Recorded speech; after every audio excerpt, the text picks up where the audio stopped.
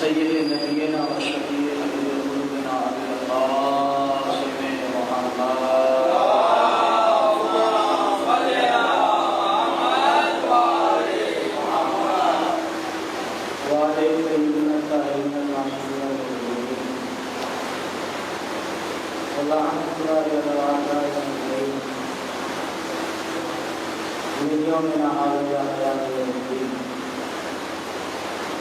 أما بعد فقد قال الله تعالى تبارك وتعالى في هذه الكتاب الكريم وهو أصدق الصادقين بسم الله الرحمن الرحيم هو الذي أنزل عليك الكتاب منه آيات محكمات هن أم الكتاب وأخرى متشابهات فأما الذين في قلوبهم زيغ ويتبعون ما تشابه منه وابتغاء تأويله وما يعلم تأويله إلا الله والراسخون في العلم صلوات على محمد وعلى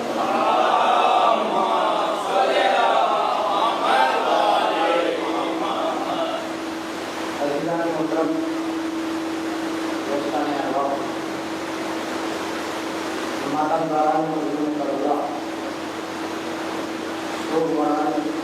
سید الشہداء ابا عبداللہ کے پیروکار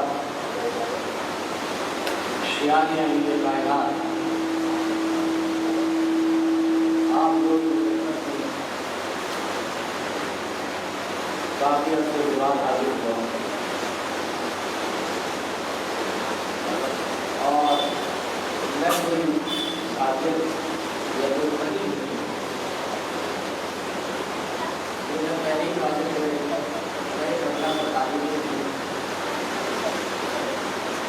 آپ لوگ ہم لوگ یہاں پر سنگی جمع ہوئے ہیں کیونکہ ہمارے سال کا آغاز مظلوم کربلا کے لوگوں ماتم سے اور یہ کہہ دینا بہتر سمجھتا ہوں کہ ہماری زندگی اور اختتام رسول اور آل رسول کے بتائے ہوئے طور و طریقے کے مطابق ہے. اپنی زندگی کو مہیا کر دیا ہے، معین کر دیا ہے، سبھی کر دیا ہے، ایک جگہ یکجا کر دیا ہے کہ ہم ہمیشہ جب تک باحیات رہیں گے آل محمد کی خوشی میں خوش اور ان کے غم میں غمزدہ ہو جائیں. اور اصل زندگی یہی ہے کہ انسان کامیاب ہوتا ہی کا ہے کہ جو رسول اور آل رسول کی خوشی میں خوش ہو جائے اور ان کے غم میں غمزدہ ہو جائے. صلوات پڑھے پر محمد والے.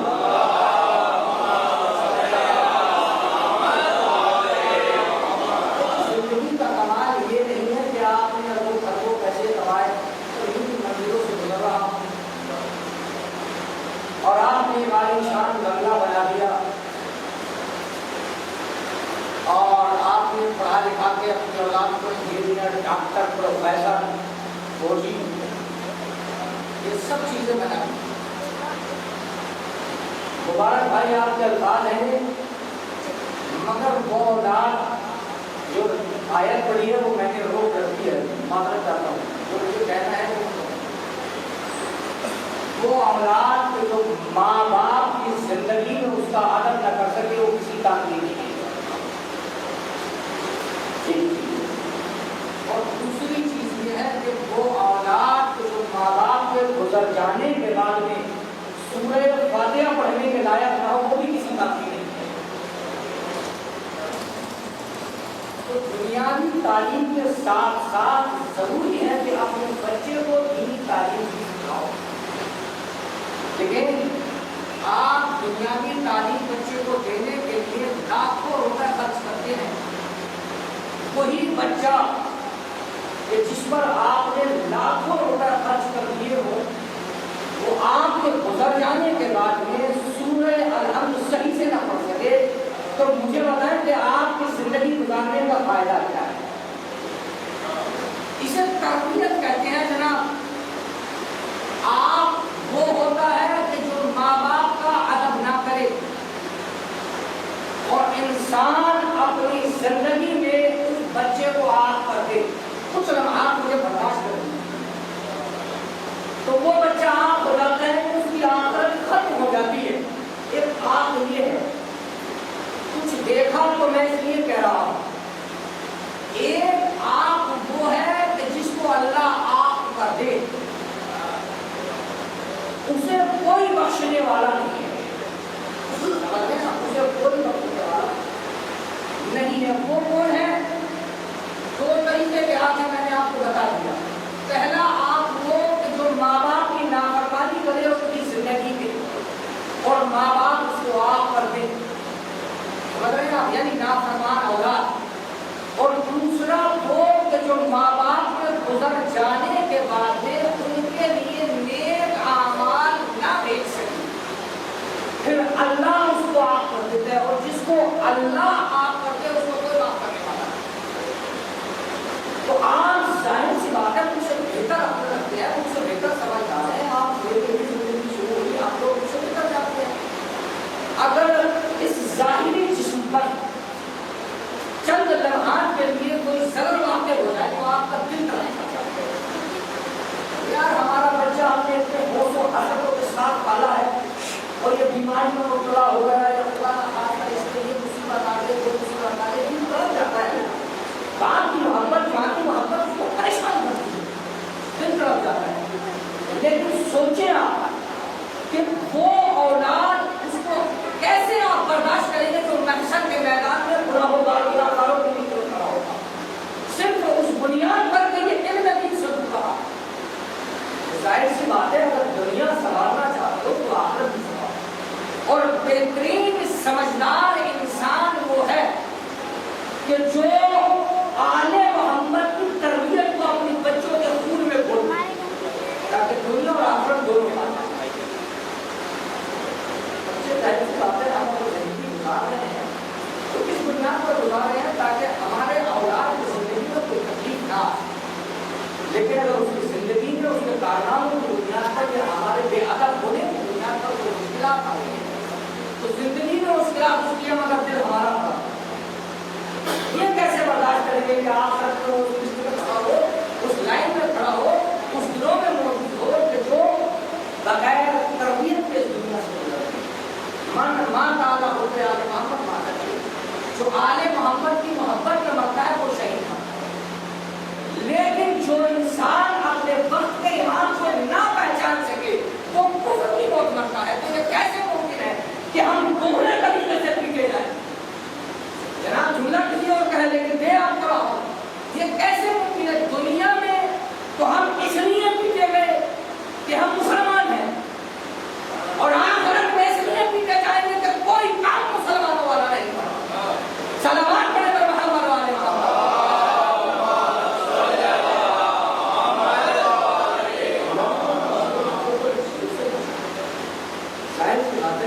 ہمارے مقصد یہی ہونا چاہیے، صلوات پڑھے پر محمد والے۔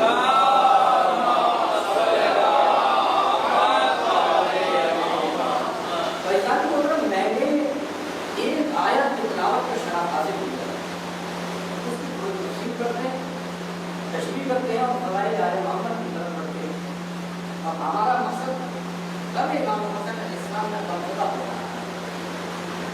میں نے کہا کہ اللہ نے کلام پاک میں ارشاد فرمایا ہے، هو الذی انزل علیک الکتاب، اے رسول ہم نے جو کتاب آپ پر نازل کی، هو الذی انزل علیک الکتاب، جو کتاب ہم نے آپ پر نازل کی ہے، منہم آیات محکمات، اس کتاب کے اندر محکم آیات ہیں، وَالَّذِينَ أَنزَلَ عَلَيْكَ الْكِتَابَ مِنْهُ آیَاتٌ مُحْکَمَاتٌ وَأُخَرَّ مُتَشَابِهَاتٌ، اور اس کی دو قسمیں ہیں، جو ہم نے آپ کو کتاب نازل کری ہے اس میں دو طرح کی آیتیں ہیں، ایک محکم آیتیں ہیں، ایک متشابہ آیتیں۔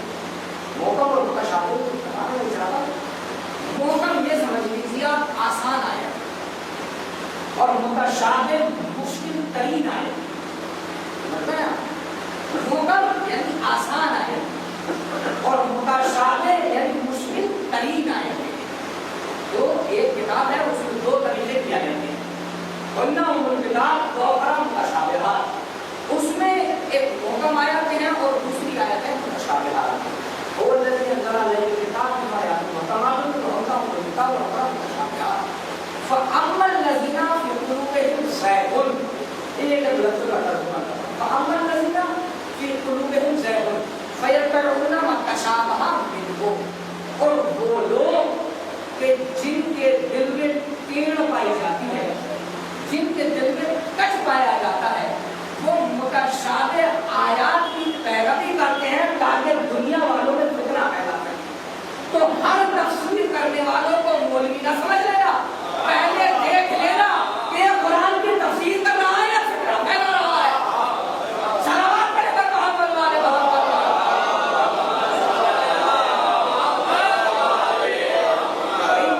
یہ میں نے آیت کو پڑھی ہے, اپنے گھر سے نہیں پڑھی ہے, یہ کلام پاک کے اندر موجود ہے.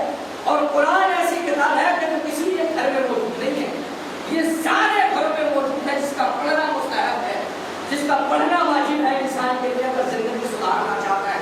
هُمُ الَّذِينَ أَنزَلَ عَلَيْكَ الْكِتَابَ مِنْهُ آيَاتٌ مُحْكَمَاتٌ هُنَّ أُمُّ الْكِتَابِ وَأُخَرَ مُتَشَابِهَاتٌ فَأَمَّا الَّذِينَ فِي قُلُوبِهِمْ زَيْغٌ, بس وہ لوگ کہ جن کے دل میں ٹیڑھ پائی جاتی ہے, کجی پائی جاتی ہے.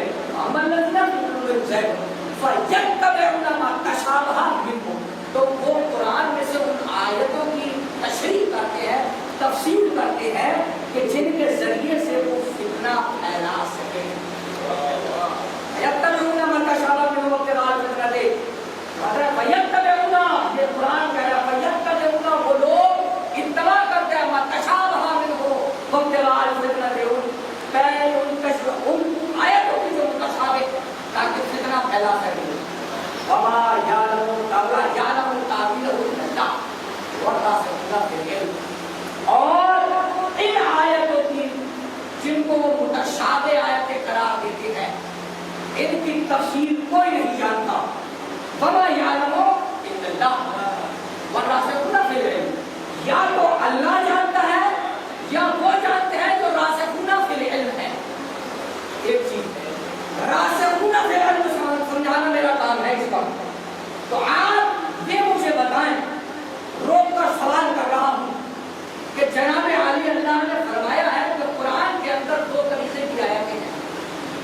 ایک محکم آیت جو بغیر سمجھانے والے کے سمجھ میں آ جائے, اور دوسری متشابہ جو بغیر سمجھانے والے کے سمجھ میں نہ آئے. تو قسم کھا کے بتائیں کہ وہ آیتیں جو بغیر سمجھانے والے کے سمجھ میں نہ آئے, یہ قیامت تک قرآن کے ساتھ ساتھ جائیں گی کہ یہیں پر رہ جائیں گی. تو ہر ایک کہنے والا کہے گا کہ کلام پاک یعنی قرآن مجید ایک ایسی کتاب ہے جو قیامت تک جائے گی. تو عزیزان محترم, جملہ آپ کے حوالے ہے, یعنی متشابہ آیات تو کلام پاک کے ساتھ ساتھ قیامت تک جائے اور اس کا بولتا ہوا قرآن اسی زمانے میں رہ جائے, یہ کیسے ممکن ہو سکتا ہے؟ صلوات پڑھ کر محمد والے.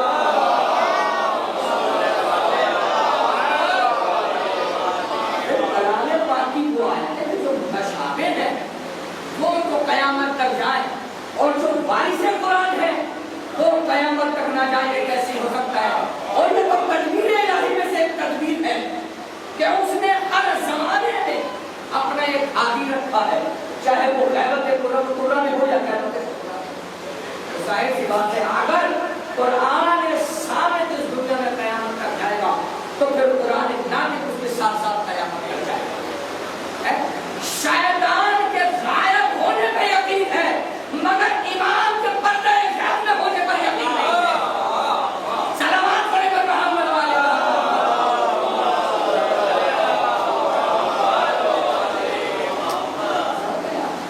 آپ دیکھیں, هو الذی انزل علیک الکتاب, وہ کتاب جو ہم نے آپ کے اوپر حبیب نازل کری ہے, اس کتاب میں دو طریقے کی آیت ہے, ایک محکم آیت ہے اور ایک متشابہ آیت.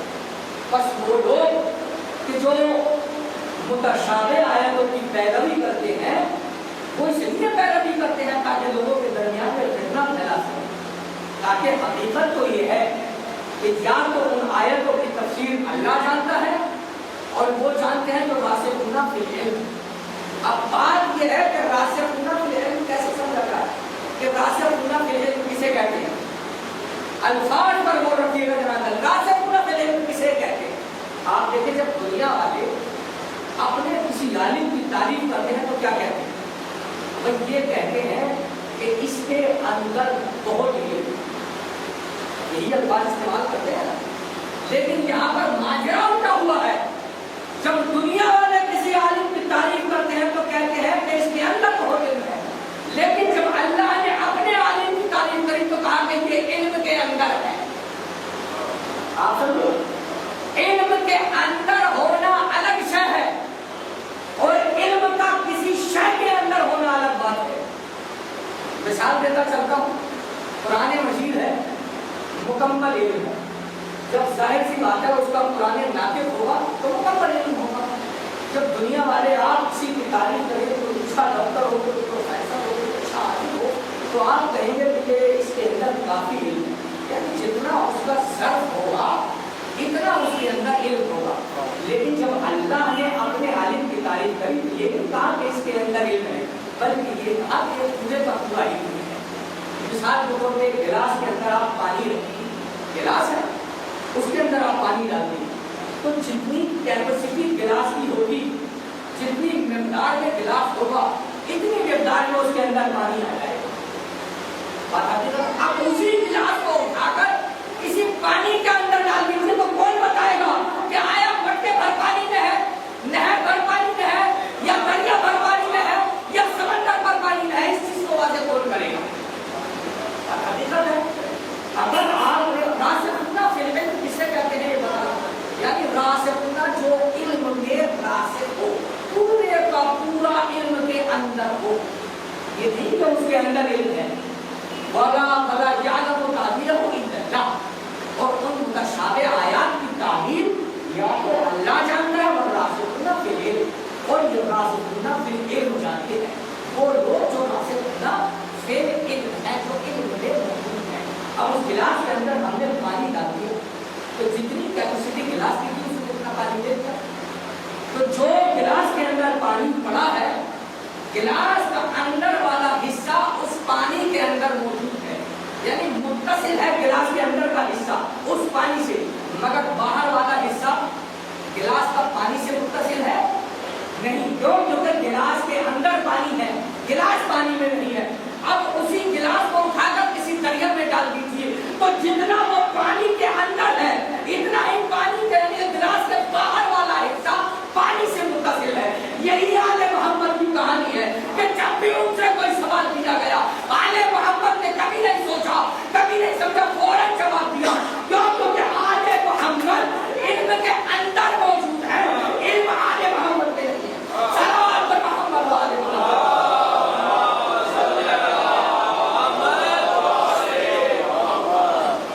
علم آل محمد میں دنیا والوں کے اتنا علم اپنا دے لیا, لیکن آل محمد وہ سورج ہے جو سارے عالم کو منور کرتا ہے, روشنی سارے عالم کو روشنی. جب اس گلاس کو ہم پانی کے اندر ڈالیں تو جتنا حصہ اندر سے پانی سے متصل ہوگا اتنا ہی حصہ پانی کے باہر سے. یہ ضروری ہے اسے کہتے ہیں راسخون فی العلم. اب یہ راسخون فی العلم کون ہے؟ یہ ہے محمد اور آل محمد. یہ آل محمد اور آل محمد ہے. محمد اور آل محمد. دنیا کا کوئی انسان متشابہ آیات کی تفسیر نہیں کر سکتا سوائے آل محمد کے. اسی لیے ہر زمانے میں ہر بادشاہ ہو یا کوئی خلیفہ آل محمد کے علم کا محتاج رہا ہے. آپ دیکھیں جب کہیں پر حکومت آتی آل محمد سے مشورہ کیا, انہوں نے اپنے علم سے فیصلہ کیا. کیونکہ وہ راسخون فی العلم. صلوات پڑھیں پر محمد.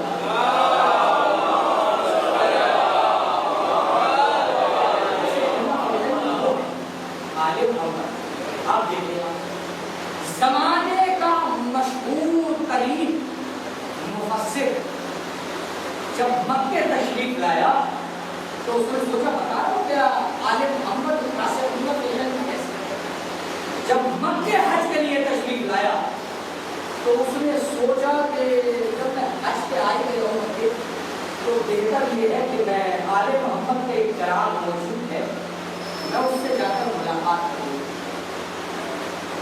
मक्के से मदीना नहीं, और वो मुफस्सिर इतना अजीम है आलम इस्लाम के लिए कि आज की तारीख में 70% उस मुफक्किर और उस मुफस्सिर के फतवों का अमल करता है। 70% मुसलमान उस मुफस्सिर और मुफक्किर के फतवों पर अमल करते हैं। वो मुफस्सिर आया और आने के बाद में आपसे बगैर से बराबर पा लिया तो वो आले मोहम्मद के दरवाजे पर मदीना पहुंचा। मदीना जाने के बाद तो उसने देखा कि सातवें इमाम के ज़माने का वाक़या है। इस सातवें इमाम के ज़माने में जब वो मदीना पहुंचा तो वहाँ पर दरवाजे इमाम पर पहुँचने के बाद तो उसने अब कोई बात किया है, गुलाम निकला तो उसने कहा कि मैं नाइब रसूल से मिलना चाहता हूँ। ये मुफक्किर है तो 70% तकलीफ होती है इस दुनिया में, तो मैं नाइब रसूल से मिलना चाहता हूँ। कहा ठीक है, मैं वक्त के इमाम से इजाज़त लेकर आता हूँ। वो गया तो इतने में इन्होंने देखा कि एक बच्चा है तो जो दरवाजे पर खड़ा है, शारे आम जैसे ये रोड शारे आम पे है वो खड़ा है और उसने अपने हाथ में अपने कद से ज्यादा लंबा आसा ले रखा है उस बच्चे ने। जब इस मुफक्किर ने देखा तो उसने नमाज पढ़ना शुरू कर दी उस शारे आम पर। गुमसुम हो गए कि ये क्या माजरा है, इस बच्चे ने शारे आम पर नमाज पढ़ना शुरू कर दी। नमाज से फारिग हुए जब उसने पूछा कि शहजादे क्या आपको इल्म नहीं है इस बात का कि शारे आम पर नमाज का पढ़ना मकरूह है? तो क्योंकि रासूलुल्लाह फिल इल्म का वजूद है तो उसने कहा कि सबब क्या है कि शारे आम पर नमाज पढ़ना मकरूह है। बच्चे ने कहा तो शारे आम पर नमाज पढ़ना इसलिए मकरूह है क्योंकि बंदों का आना जाना होता है जिसकी बुनियाद पर बंदे में और खुदा में फासला पैदा हो जाता है, इसलिए शारे आम पर नमाज का पढ़ना मकरूह है। देखिए आप छठे इमाम जाफर सादिक अलैहिस्सलाम से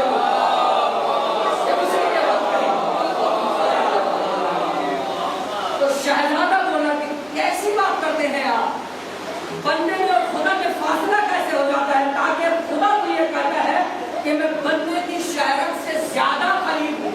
तो आले मोहम्मद बताना ये चाहते थे कि जब आप नमाज पढ़ते हैं तो आपका ध्यान दुनिया के कामों में होता है, लेकिन जब आले मोहम्मद को कोई चराग नमाज पढ़ता है तो उसका ध्यान सिर्फ खुदा की तरफ होता है। सलावत पढ़े पर मोहम्मद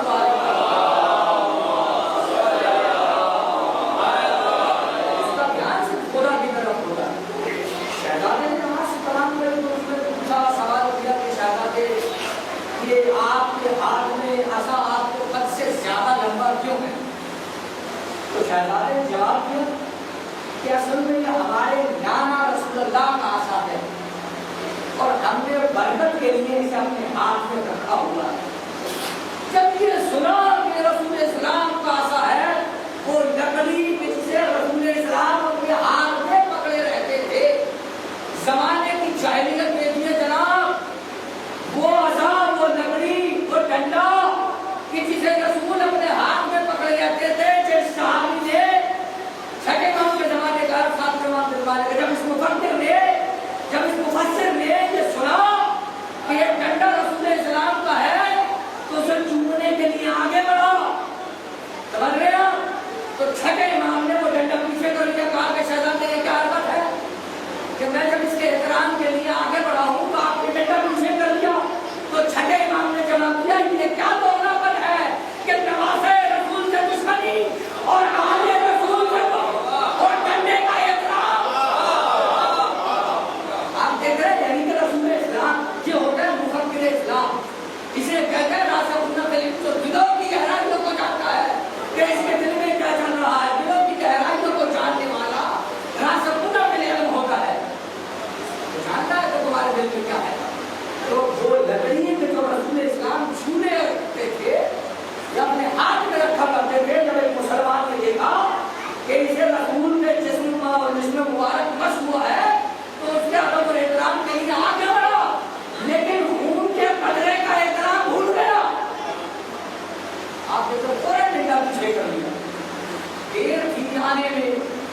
تو اس نے سوچا کہ جب دیر ہے تو کیوں نہ میں وہاں پہ کیا نام ہے ان سے سوال کروں. کہا کہ آپ نے جواب دیا بولے کہ آپ جو ہے وہ ڈنڈے کا تو اعلان کر رہے ہیں اور آج سے دشمنی لگ رہے ہیں, یہ کون سا دوغلا پن ہے؟ تو اس نے کہا کہ میری سمجھ میں یہ نہیں لگتا کہ آپ ایسے ہو.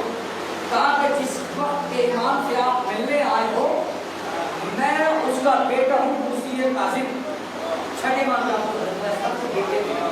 کہا کہ آپ تو رسول کے حکم میں کرتے ہیں. کہا کہ ٹھیک, کہا کہ میری سمجھ میں ایک چیز نہیں آتی, آپ سوال کرو. تو اس نے پوچھا کہ آپ یہ بتائیے نماز رسول یہ کیا رسول اللہ کہ میری سمجھ میں یہ نہیں آتی مفکر اسلام کے سوال کا نام لیا کیسے ہوا کہ بادشاہوں کو بچانے کے لیے بہت سارے اسلام میں مسئلے کھڑے کیے گئے ہیں.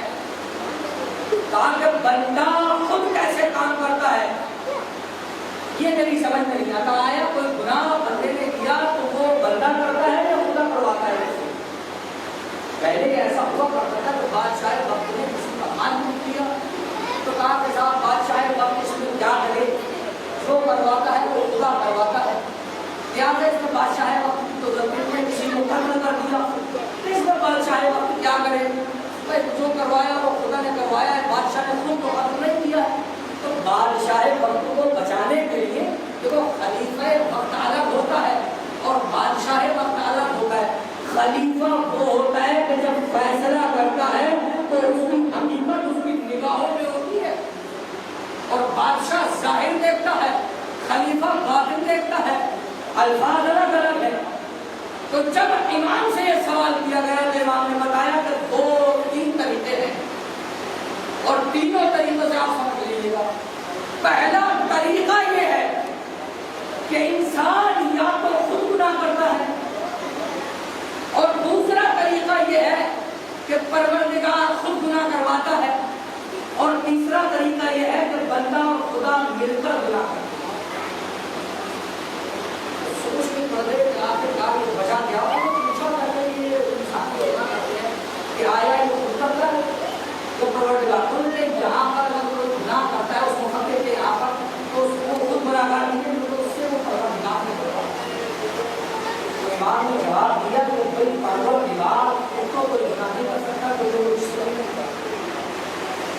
ظاہر بات ہے پروردگار اکیلا گناہ نہیں کر سکتا اور اگر بندہ اکیلا گناہ کرے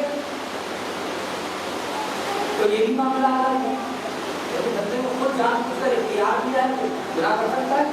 2 راستے دیے ہیں, صراط مستقیم اور صراط شیطان, صراط رحمان اور صراط شیطان. ایک اللہ والا راستہ ہے اور ایک شیطان والا راستہ ہے. انسان کو کیا ہے چھوٹی سی زندگی میں چند سانسیں ہیں جس سے چاہے چلیے. اور یا پھر طریقہ یہ ہے کہ بندہ اور خدا مل کر گناہ کرتے ہیں اور اگر بندہ اور خدا مل کر گناہ کرتے ہیں تو یہ عدل الہی کے خلاف ہے کہ بندے کو سزا دی جائے اور خدا بن جائے. بندے کو سزا دی جائے اور خدا بن جائے. تو جب انہوں نے یہ سنا تو پھر خام ہو گئے. افسوس اس مقام پر ہے کہ عالم اسلام کے جو مفکرین پائے جاتے تھے انہوں نے دین اسلام کو بانٹ کر کر دیا ہے بادشاہ وقت کی حفاظت کے. جب ان کے دل میں جیسا مسئلہ آیا اس وقت لوگوں نے اس چیز کو ویسے انجام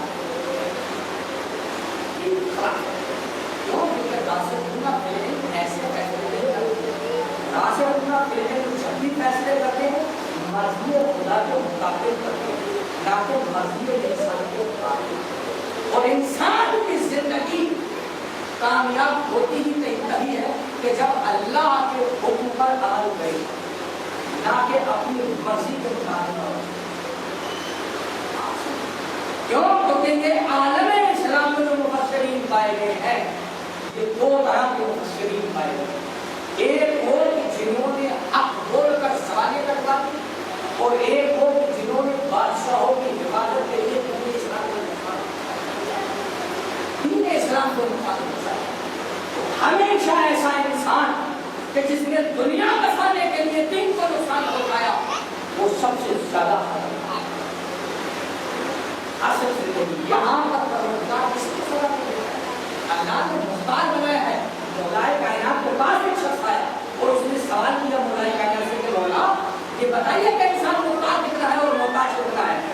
امام نے فرمایا کہ اپنا ایک پیر زمین سے اٹھاؤ. اس نے اپنے ایک پیر زمین سے اٹھایا تو کہا اتنا محتاج ہے, کہا دوسرا اٹھاؤ. کہا تو مولا اگر میں نے دوسرا پیر زمین سے اٹھایا تو میں گر جاؤں گا. یعنی مولا بتانا یہ چاہتے تھے جب تک آل محمد کے طریقوں پر چلو گے ہوا میں رہو گے, اور جب اپنی مرضی کے مطابق چلو گے آپ زمین پر گرا دیے جاؤ گے. ہمیشہ اس چیز کا خیال رکھیں, اپنی زندگی بچانے کے لیے کبھی بھی اسلام کو نقصان نہ کریں. چلتی ہوئی سانسوں کا نام زندگی ہے. جب یہ سانسیں رک جاتی ہیں تو انسان ختم ہو جاتا ہے. آج کا دور دیکھیے آپ, ایران وہ پہلا دیش بنا ہے جس نے 2 ایٹم رکھنے والے ممالک کو ہرایا. یہ واحد ملک ہے کہ جس نے ایسے بادشاہوں کو ہرایا کہ جن کے پاس میں نیوکلیر پایا جاتا ہے. کیوں؟ انسان کی طاقت الگ ہے اور خدا کی طاقت الگ ہے. ساری کائنات میں اگر کسی کی حقیقی بادشاہی ہے تو وہ پروردگار کی ہے, اور جب پروردگار کسی کو چاہے تو اس کو کوئی مٹا نہیں سکتا. آپ دیکھیں 150 سال پہلے کے جو مبلغ تھے آپ ان کے نام بھی نہیں جانتے ہوں گے, آپ ان کا طور اور طریقہ بھی نہیں جانتے ہوں گے کہ وہ کس طریقے کا خطاب کیا کرتے تھے. لیکن آپ دیکھیں 1400 سال گزر گئے اور مولائے کائنات کا ایک ایک خطبہ آج بھی پوری کتابوں کے اندر موجود ہے. اللہ جس کے بیان کو باقی رکھنا چاہے اس کو مٹانے والا کوئی نہیں ہے.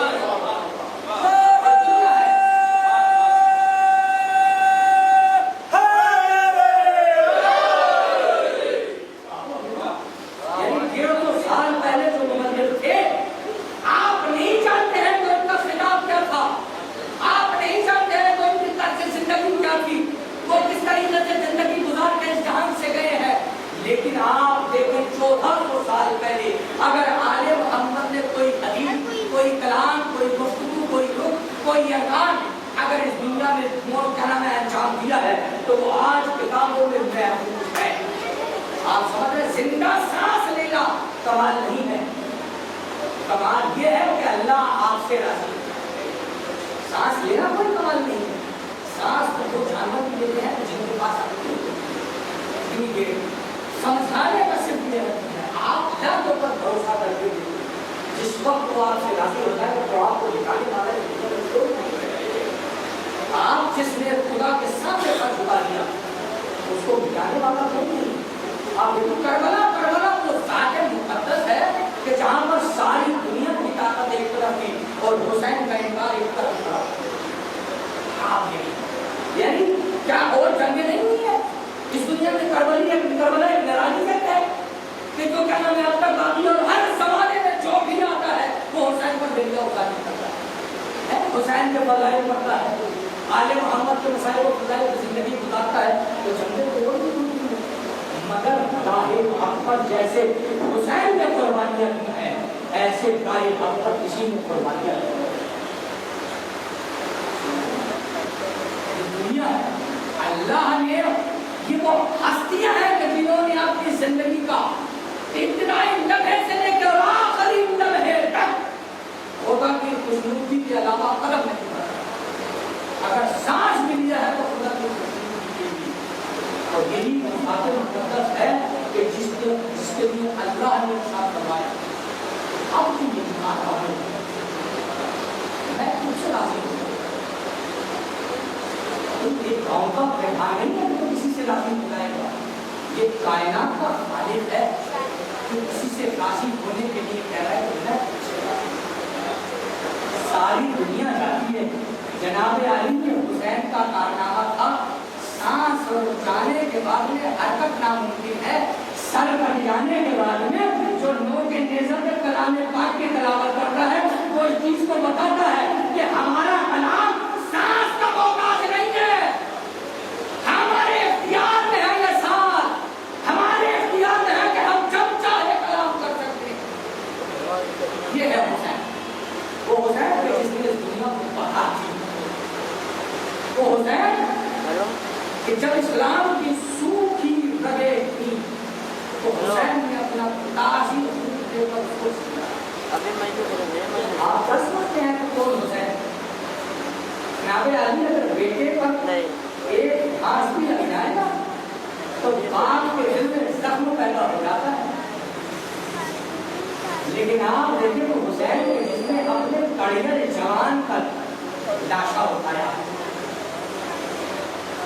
راوی ہے وہ حسین کہ جس نے اپنے ششمائے کے گردن پر تیر برداشت کیا، وہ حسین کہ جس نے اپنی بہن زینب کی چادر اسلام پر قربان کر دی، وہ حسین جس نے برابر کا 32 سالہ بھائی اسلام پر قربان کر دی. حسین کسی عام انسان کا نام نہیں. اگر لفظوں میں کوئی گنجائش موجود ہو تو میں ایک بات کہوں، حسین مرضی معبود کا نام. آپ دیکھیں حسین مرضی معبود کا نام. حسین وہ ہے کہ جس نے مرضی معبود کے لیے فیصلہ کیا. حسین 28 سفر کو مدینے سے چلے ہیں، 2-4 روایتیں ہیں اور زحمت ہیں. تو حسین 28 سفر کو مدینے سے چلے ہیں تو چلنے کی کنڈیشن کیا تھی یہ ہوگا. تو حسین جا رہے تھے، سفر کر رہے تھے، یزید نے خط بھیجا، اس کا غلام آیا، حسین سے بیعت طلب کری، حسین نے انکار کر دیا. اب آپ وہ سنیں کہ جب حسین مدینے سے نکل گئے تو راوی کہتا ہے کہ میں سال میں 12 مرتبہ مدینے جایا کرتا اور اس کا کام تھا تجارت. ہر ماہ میں مدینے جایا کرتا تھا، مگر مدینے والوں کی شخصیت سے واقف تھا کہ مدینے والوں کا طور و طریقہ کیا. جب میں مدینے جاتا تھا تو مدینے والے خوشبو لگائے ہوئے ہوتے تھے، داڑھیوں پر کلہا کیے ہوئے ہوتے تھے، سفید لباس کے پہنے ہوئے ہوتے تھے اور خوش اخلاقی کے ساتھ بات کیا کرتے تھے. یہ ان کا طور و طریقہ ہے، ہنس کے بات کیا. لیکن جب میں 28 سفر کو میں مدینے پہنچا تو میں نے دیکھا کہ مدینے والوں کے گریبان 4 سب میں خاک پڑی ہوئی. تو میں نے پوچھا آہو بتا جا رہی ہے، سناٹا سا مدینے کی گلیوں میں چھایا ہوا ہے. تو میں نے پوچھا کہ یہ بتائیے کہ مدینے والوں آپ کو ہو کیا گیا ہے. تو جو آپ کی یہ کنڈیشن ہے، یہ آپ کی حالت ہوئی ہے. کسی نے بیان کیا کہ اصل میں تمہیں معلوم نہیں ہے کہ نواز رسول کا شہر چھوڑ رہا ہے. تب میں نے یہ سنا، کہا کہ کون حسین فاطمہ کا لوگ، کہا کہ ہاں. تو میں پریشان ہو گیا کہ آخر کار میں دیکھوں گا کہ مدینے والے جب کسی کو رخصت کرتے ہیں تو رخصت کرنے کا انداز کیا ہوتا ہے. میں پریشان ہو گیا. تو میں نے سوچا کہ میں دیکھتا ہوں کہ مدینے والے کیسے رخصت کرتے ہیں نواز رسول کو. تو میں نے کہا کہ مجھے بتاؤ کہ پہلے بنی ہاشم کہاں ہے. تو مجھے بتایا تو صلاح چلے جاؤ پہلے بنی ہاشم آئے گا. جب میں وہاں گیا تو میں نے دیکھا کہ گلیوں کی دونوں سائڈ تو کناٹیں لگا دی گئی ہیں. تو کناٹیں لگا دی گئی تاکہ میں کناٹ کے پیچھے چھپ کے کھڑا ہو گیا تاکہ میں یہ منظر دیکھ سکوں. تو میں نے دیکھا کہ ایک جوان طویل قد کا آدمی میں بنی ہاشم کے ایک گھر سے باہر آیا اور غیظ و غضب میں آنکھیں تھی اور تلوار کے قبضے پہ ہاتھ تھا. وہ بڑا طویل قد تھا. میں دیکھ کر گھبرا گیا کہ اتنا طویل قد انسان دنیا کو موجود ہے. اور کہا کہ تلوار کے قبضے پہ اس کی آنکھیں تھی، ہاتھ تلوار کے قبضے پر اور آنکھیں لال تھی اس کی. کافی میں نے گھبرا گیا اور میں رات کو پیچھے چھپ گیا کہیں کسی جوان سے مجھے کوئی خطرہ نہ ہو جائے. مجھے معلوم نہیں تھا یہ کون تھا کہ میں نے اس کے بعد دیکھا کہ 2 جوان ایسے چہرے لیے ہوئے برآمد ہوئے گھر سے کہ جیسے چوٹی کے ساتھ راوی بیان کرتا ہے. اور ان کے ہاتھ میں کرسی تھی، ان کے ہاتھ میں کرسی تھی. کہا کہ وہ میں نے بنی ہاشم کے گھر سے نکلے اور ایک میدان میں لا کر انہوں نے کرسی رکھی اور کرسی کی دائیں طرف ایک اور بائیں طرف ایک کھڑا ہوگا. تو وہاں سے ایک شخص گزرا تو میں نے پوچھا کہ جانے والے مجھے یہ بتا کہ 2 چاند سا چہرہ لیے ہوئے کون ہے. تو اس نے کہا کہ تجھے جانتے ہو. کہا کہ میں پہلے جانتا ہوں. साथ एक हुसैन का लाल अली पर है और दूसरा हसन का लाल कासिम है। तो आप इतना खूबसूरत हुसैन का लाल, इतना खूबसूरत हसन का लाल, कहा फिर मैंने उन जवान को देखा कि जिसका कब्जे पर तलवार के हाथ था। तो मैंने पूछा कि मुझे ये और बता दे कि ये कौन है। कहा कि तुमने इतने पहचाने ये हुसैन का कुव्वत पाक है। कहा कि फिर मेरे दिल को ठंडक हुई, मुझे जवाब से कोई मतलब मेरे पास शरीफ इंसान है। कहा कि उसके बाद मैंने देखा कि हमारी लड़ाई नहीं है और हमारी पर जब कोई बीवी आती है ना तो उस बीवी के साथ में कुछ बीवियां आती है और हमारी पर बिठाती है और वो हमारी सब हो जाती है। इसी तरीके से हमारी आती रही और बीवियां बैठती रही और जाती रही। लेकिन मैंने एक मर्तबा देखा एक नकाब पोषती हुई एक घर से निकली, 18 कनीजों ने उसका घेरा किया हुआ था। 18 कनीजों ने साथ आओगे। मैं घबरा गया। अब उससे पहले का मंजर ये था कि जब हुसैन अपना सामान सफर तैयार कर रहे थे तो मदीने में कुछ बच्चे तमाशा देखने की गरज से अपनी अपनी छतों पर मौजूद थे और वो तवील कद इंसान चल रहा था। लेकिन जब हुसैन ने आवाज दी भैया मार, बहन ज़ैनब आ रही है, तो उसने छतों की तरफ देखकर कहा कि मदीने के बच्चों, सैयद सादी अपने घर से आएगी, आप छतों से नीचे उतर जाओ। मैंने ये खैरत देखी, मैं रोने लगा। मैं कहूँगा मौला, अरे जब आप मदीने से जा रहे हैं तो ज़ैनब के पर्दे का इतना ख्याल कि छतों पे पत्ते लड़ने दिए, मगर मौला अरे जब करबला में जब शहीद हो जाओगे तो ज़ैनब तनो तनहा खड़ी होगी, सर पे चादर न होगी, अरे बारात का किनारे पर देखेगी। भैया बाहर आज के आप मौजूद होके भैया इसकी मजाल थी तो क्या आपकी बहन की तरफ देखे। रावी बयान करता है कहा कि जब वो 18 खालिमाओं के जुल्मत में अकेली सैयद आई तो दोनों शहजादे को चांद सा चेहरा लिए हुए थे, वो आगे बढ़े। कासिम ने दाएं हाथ को पकड़ा, अकबर ने बाएं हाथ को पकड़ा। वो जवान सामने आया जिसका नाम अब्बास था। कहा शहजादी मेरे हाथों पर पैरों को रखिए और महमिल में सवार हो जाइए। ज़ैनब ने हुसैन की तरफ देखा, भैया हुसैन बड़ा शान और शौकत के साथ मदीने से मुझे लेकर जा रहे हो, लेकिन मेरी एक तमन्ना है, मुझे वो सवार करा जो करबला के मैदान में सवार करा सके। अरे पूरे हुसैन ने आबिद की तरफ देखा, बेटा सैयदे सज्जा, अरे अपनी खूबी को सवार करा। सैयदे सज्जा ज़ैनब के करीब आए और खूबी का हाथ पकड़ा। ऐ खूबी अम्मा, अरे आपका भतीजा आपको सवार कराया। खूबी अम्मा चिंता मत करना, खूबी अम्मा फिक्र मत करो, ये वो आबिद है तो जो करबला में आपको सवार कराया। मजलूम में करबला के बोलने वाला खुदा आपको कोई गम नहीं, सिवाय है हमें सही लोग। आपकी आवाज़ें बुलंद हो गई हैं। जब कोई मजलिस कहीं पर होती है वो करबला की दुखियाई माँ, अरे फातिमा जिसका नाम है, अपने बेटे के आज़ादारों के करीब आके खड़ी हो जाती है और सकीना सवाल करती है, भूपी अम्मा, ऐ भूपी अम्मा, ये रोने वाले कौन है, ये